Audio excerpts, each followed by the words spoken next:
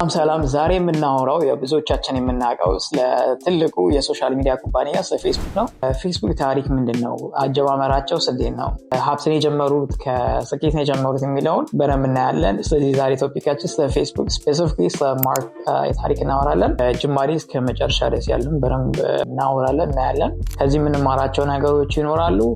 ራሳችንን ኢምፕሊመንት ማድረግ እንችላለን ወይ የሚለው ዲስካስ እናደርጋለን። ባይ ዘ ዌይ እንደ ፌስቡክ አይነት የሀገር ስፔሲፊክ የሆነ አፖች አሉ ማለት just for example ቻይና እንደ ፌስቡክ አይነት ለራሷ የምትጠቀመው ለሀገሯ ህዝብ የምትጠቀመው አለ። ሌላም ሀገራቶች ኢንዲያም የራሱ እንደ ፌስቡክ አይነት ብራንድ የሆነ የሶሻል ሚዲያ ፕላትፎርም አለ። ኢትዮጵያስ ሊኖረን ይችላል አይደል? ምን ይሰናናል ማለት ካሰብንበት የፖፑሌሽናችን ብዙ ነው። ስለዚህ ልንጠቀመው የምንችለው አይነት ፕላትፎርም የኢትዮጵያ ስፔሲፊካሊ ለአበሻ እና ኢትዮጵያ ላለ ሰዎች ያማከለ አፕ ክሬት ልናደርግ እንችላለን። ስለዚህ ይሄ ቪዲዮ ሆፕፉሊ የፌስቡክን ጉዞ በማየት እንደዚህ አይነት ሶሻል ሚዲያ ክሬት ማድረግ ለምትፈልጉ ሰዎች መማሪያ ይሆናችኋል ብዬ ተስፋ አደርጋለሁ። ቀጥሎ ቪዲዮ የምታብራራለን ሜሮን ትሆናለች።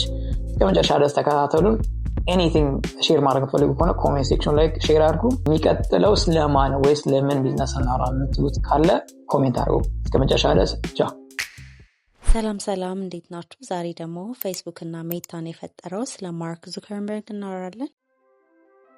በየቀኑ በቢሊዮኖች የምንገናኝበት ዘመናዊ የዲጂታል ዓለም ስንመለከት ይህ ሁሉ የተጀመረው በአንድ ብቸኛ ብልጭታ መሆኑን እንረሳዋለን። ያ ብልጭታ የመጣው ከአንድ ወጣት ነው። በሀሳቡ የጸና ዓለምን ማገናኘት የሚፈልግና የማይተኛ የስራ ፍላጎት የነበረው ሰው ማርክ ዙከርበርግ። ይህ ታሪክ ከሃርቫርድ ዶርም ተነስቶ ዓለምን የሚመራ ግዙፍ ኩባንያ ባለቤት ለመሆን የመጣበት ጉዞ ነው። ፌስቡክ ሳይፈጠር በፊት ኢንተርኔት የተቆራረጠ ነበር። እርስ በርስ የማይተዋወቁ ደሴቶች እንደማለት ነው። ማርክ ግን ገና ተማሪ ያለ ሰዎች በቀላሉና በአንድ ቦታ እንዲገናኙ የሚያስችል ትልቅ ክፍተት እንዳለ ተመለከተ። እሱም ድረገጽ ብቻ አልሰራም፣ አዲስ የሰዎች ግንኙነት ስርዓት ለመፍጠር አሰበ። ማርክ ኮምፒውተር ላይ መሳብ የጀመረው ገና በልጅነቱ ነበር። በ10 ዓመቱ አባቱ የጥርስ ሐኪም ስለነበሩ ማርክ ደግሞ ቢሮውን ከቤተሰቡ ቤት ጋር የሚያገናኝ ዙክኔት የተባለ የመገናኛ የፕሮግራም ሰራ። ይህ ልጅ ጨዋታ የሚሰራ ሳይሆን ችግር የሚፈታ ነበር። በኋላ ላይ ደግሞ የሰራውን የመስማት ልምድ የሚማር ሰው ሰራሽ አስተውሎት ወይም AI ያለውን የሙዚቃ ማጫወቻ ፈጠረ። ማርክ ከልጅነቱ ጀምሮ ባለራዕይና ፈጣሪ ነበር። ወደ ሃርቫርድ ስንመጣ ማርክ ጎበዝ ተማሪ ቢሆንም በዩኒቨርሲቲው ተማሪዎች መካከል ያለው ግንኙነት ያልተሟላ መሆኑን ተሰማው። በካምፓሱ ያሉ የማውጫ ዝርዝሮች አሰልቺና የተዘበራረቁ ነበሩ። መጀመሪያ ላይ ፌስ ማሽ የተሰኘውን አወዛጋቢ ድረገጽ መስራት ጀመረ። የፌስ ማሽ ሀሳብ የቱንም ያህል አወዛጋቢ ቢሆንም አንድ ነገር በግልጽ አሳይቷል። ሰዎች በዲጂታል መንገድ እርስ በርስ መመዘንና መገናኘት ይፈልጋሉ።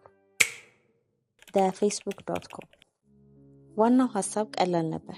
የሃርቫርድ ተማሪዎች ፎቶዎቻቸውን የሚለጥፉበት፣ መረጃ የሚለዋወጡበትና እርስ በርስ የሚተዋወቁበት ቦታ ነው። ተማሪዎችም ወደዱት። በቀናት ውስጥ በሺዎች የሚቆጠሩ ተማሪዎች ተመዘገቡ። ማርክ ትልቅ ነገር እጁ እንዳስገባ ተረዳ። Well, it's impossible to tell. When we first launched, we were hoping for, maybe 400, 500 people. Harvard didn't have a Facebook, so that's the gap that we were trying to fill. And now we're at 100,000 people. So ከሃርቫርድ ተነስቶ በአሜሪካ ዩኒቨርሲቲዎች በሙሉ ተስፋፋ። ማርክና ቡድኑ ወደ ሲሊከን ቫሊ ተዘዋወሩ። የመጀመሪያው ትልቅ ገንዘብ ከፒተር ቲል አገኙ። ኮሌጅ ፕሮጀክት የነበረው ነገር አሁን ዓለምን ሊቀየር የሚችል ቢዝነስ ሆነ። Now, millions of students use the facebook.com to list not only their pictures and hobbies, but as a virtual community. መንገዱ ቀላል አልነበረ። የህግ ክሶች፣ የሐሳብ ስርቆት ውንጀላዎችና ግዙፍ ኩባንያ የማስተዳደር ጫና ሁሉ ገጥሞታል። ማርክ ግን ከዋናው ራዕዩ አልተናወጠም። እሱ የተረዳው ነገር ቢኖር እውነተኛ ፈጠራ ማለት ቴክኖሎጂ ብቻ ሳይሆን ሰዎችን የሚያገናኝ መሳሪያ መስጠት መሆኑ ነው። ፌስቡክ ማደጉን ቀጠለ።